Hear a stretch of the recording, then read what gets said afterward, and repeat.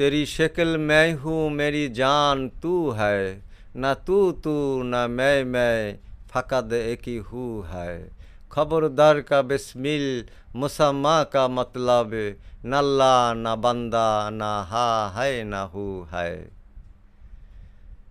হাজী Milan Shah বেসমিলের এই গোপন কালামখানি পাঠ করার পরে আমি কিছু আলোচনা করতে যাচ্ছি, মুক্ত আলোচনা।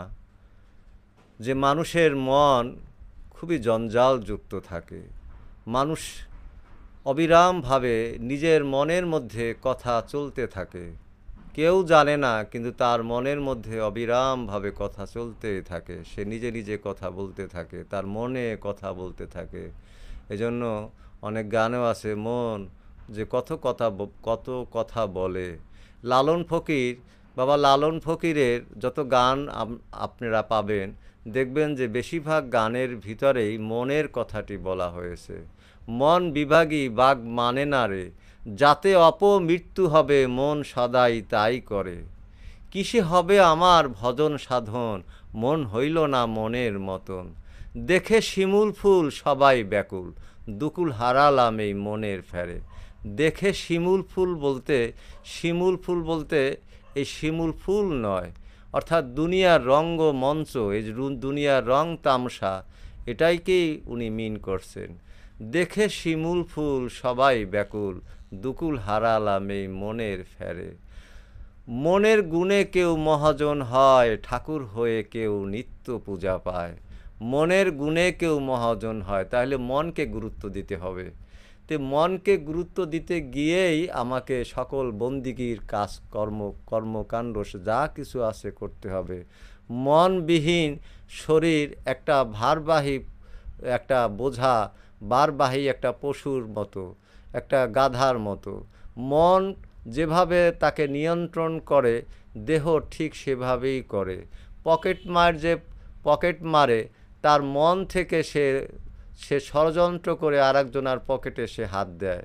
দেহ তো শুধু গোলামি করতেছে, হাত তার গোলামি করতেছে। তা দেহের এখানে কোনো দোষ নাই, কারণ শয়তান থাকার আর কোথাও জায়গা নাই। কোরআনে সূরা বাকারায় বলতেছেন আল্লাহ, ইউসাব্বিহু লাহু মা ফিস সামাওয়াতি ওয়া মা ফিল আরদি মালিকুল কুদ্দুসুল আজিজুল হাকিম। এই আয়াতে, আমি পুরাটা বললাম না, এই আয়াতে আছে আসমান জমিনে যা কিছু আছে সব তৌহিদে বসবাস করে। তৌহিদে বসবাস করে না শুধু একমাত্র আমার অন্তর, জিনের অন্তর আর মানুষের অন্তর। এই মানুষের অন্তর আর জিনের অন্তর যাতে সেই তৌহিদে বসবাস করে, এই জন্যই মোরাকাবা, মুশাহেদা, এই জন্যই যত সাধনা, এই জন্যই পাহাড় পর্বত বন জঙ্গল নির্জন, এখানেই সাধনা করতে হয়, নিজেকে একাকিত্বের মধ্যে নিয়ে আসতে হয়। সমাজে অনেক যুবক যুবতীরা তারা নেশাগ্রস্ত হয়ে যায়, তারা সামান্যতম সুখ পাওয়ার জন্য, আনন্দ পাওয়ার জন্য একটু নেশা করে তারা, কিন্তু সেই নেশাটা কিছুক্ষণের জন্য। ঋষি অমৃতের কথাটা আমার খুব ভালো লেগেছে, সেই কথাটি আমরা এখানে বলতে চাই যে সুখ সুখ ऐसा সুখ जिसके पहले और बाद में और सुख घटित होते समय पर दुख ना हो। क्या ऐसा सुख इस संसार में संभव है? Is it possible to have this pure kind of happiness or joy? No doubt we do seek it, we are looking for it. इसके पहले मैं जवाब दूँ कहाँ से मिलता है और कैसे मिल सकता है। এটা ঋষি অমৃত উনি বলেছেন, ওনার কথাটা খুব ভালো লেগেছে, এই জন্য বললাম আমি। তো উনি এই কথাটা বলতে চাচ্ছেন যে সুখের প্রথমে এবং সুখের শেষে, মানে কাজের প্রথমে এবং কাজের শেষে সুখটা ধরে রাখতে পারবো এরকম কোনো কাজ, এরকম কোনো বিষয় আমাদের মধ্যে কি আছে? না, নাই, এটা আমাদের মধ্যে নাই। যে সুখটা আমরা অর্জন করতে পারবো, একমাত্র অর্জন করতে পারবো, সুখ আর শেষ হবে না, সেটা একমাত্র পরমাত্মা থেকে সম্ভব, সেটা একমাত্র আমার আল্লাহ থেকে সম্ভব, সেটা আমার একমাত্র মুর্শিদ রব থেকে আমার সম্ভব। সেটা সাধারণভাবে আমি কিছুক্ষণের জন্য আমি একটা রিল দেখলাম, কিছুক্ষণের জন্য আমি একটা শর্ট ফিল্ম দেখলাম, কিছুক্ষণের জন্য আমি একটা সিনেমা দেখলাম, তাতে কিন্তু আমি সুখটি আমার ওই পর্যন্ত সুখ ভাব অনুভব হবে। আমি একটা ডিজে দেখলাম, একটা প্রোগ্রাম দেখলাম, সেখানে কিছুক্ষণের জন্য নাচানাচি করলাম, ফালাফালি করলাম, আনন্দ উৎসব করলাম, কিন্তু তারপরে আমার সুখটি শেষ, সেই সুখটি আর ধরে রাখতে পারবো না। সেই সুখটি ধরে রাখার জন্য একটা মহাপুরুষকে আমার নিজের মধ্যে আমি যে কথা বলতে থাকি সারাক্ষণ, আমার মন কথা বলতে থাকে, এই তার সাথেই কথা বলি না কেন আমি? সেরকম একজন মুর্শিদকে আমার নিরিক তাসাব্বুর বরজাকের মধ্যে আমি তাকে নিয়ে আসব, যেটা বাবা জান শরীফ শাহ সুরেশ্বরী বলতেছেন যে দুই চক্ষুর মধ্যস্থল গুরুর যথায়, খেয়ালি নজরে যদি চলিবে রাহায়, ফলিবে তাহার পরে শত কারামত, ঊর্ধ্বপানের ভেদাভেদ জানিবে আলবত, হাঁটিলে কেবার তার দৌড়াইয়া লাগ পায়, রাখিনু ভেদের কথা খুলিব কোথায়। তো এই মনের কথাটি বলতে হবে। এই মন সহজে কি সই হবা? মন সহজে সই হয় না। কোরআন বলতেছে, মনকে বলতেছে, যেখানে সামা শব্দ ব্যবহার করতেছে, আর মাটিকে পৃথিবীকে বলতেছে আর্থ শব্দটা ব্যবহার করা হইতেছে। আর্থ অর্থ এই দেহ, আর্থ অর্থ এই পৃথিবী। সাধারণ মানুষরা সেটা বুঝতে না পেরে অর্থ ভিন্নতর অর্থ করে। যেটা সূরা তাওবার 2 নম্বর আয়াতে আছে যে ফাসিহু ফিল আরদি আরবাআতা আশুরিন, সুতরাং তোমার দেহের ভিতরে ভ্রমণ করো 4 মাস। 4 মাসে পৃথিবী কেন, একটা এলাকা 4 মাসে ঘুরে শেষ করা যায় না, সেখানে পুরা পৃথিবী কিভাবে আমি 4 মাসে ভ্রমণ করব? আমার যদি সেরকম শারীরিক সামর্থ্য থাকে, অর্থ থাকে, তাও আমি শেষ করতে পারবো না। কারণ সেই 4 মাসে যদি আমি শেষ করতে যাই, তাহলে সেটা আমার দেহ খাসার মধ্যে কথা বলা হয়েছে। সেটা হলো সূরা তাওবার 2 নম্বর আয়াতে আছে ফাসিহু ফিল আরদি আরবাআতা আশুরিন। তাই যারা এরকম নেশাগ্রস্ত, যাদের মন খারাপ থাকে, যাদের মন, আমাকে অনেকে এরকম বলছে যে আপনি এমন কিছু ভিডিও তৈরি করেন যাতে আমাদের মন ভালো হয়ে যায়। আমি তাদের জন্য বলছি যে আপনারা এই নেশার দ্রব্য আপনারা ছেড়ে দিয়ে আপনারা একটা নির্জন কক্ষ বেছে নিন, যেখানে আপনি একজন মুর্শিদকে, যে একজন মহাপুরুষকে আপনি নিজের মধ্যে সমসীন করেন, আপনি তাকে ধ্যানস্থ করেন, আপনি তার সাথে এমনভাবে কথা বলতে থাকেন। কারণ শুদ্ধ মন শুদ্ধ কাজ করতে থাকে, অশুদ্ধ মন অশুদ্ধ কাজ করতে থাকে। সেজন্য বিবেক তা বিচার করে।